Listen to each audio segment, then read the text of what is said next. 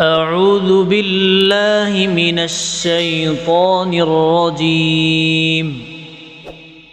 بسم الله الرحمن الرحيم. لا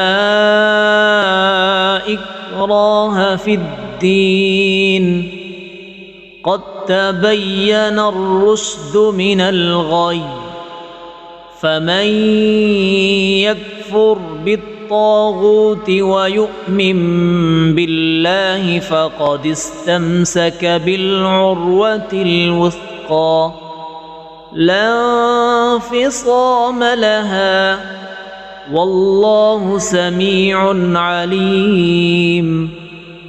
الله ولي الذين آمنوا يخرجهم من الظلمات إلى النور، والذين كفروا أولياؤهم الطاغوت يخرجونهم من النور إلى الظلمات، أولئك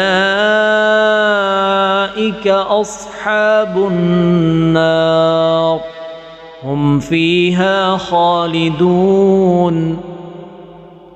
ألم تر إلى الذي حاج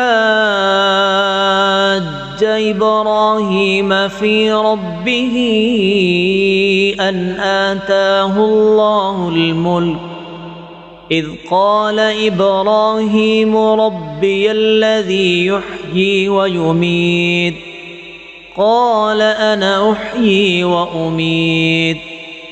قال إبراهيم فإن الله يأتي بالشمس من المشرق فأت بها من المغرب فبهت الذي كفر، والله لا يهدي القوم الظالمين.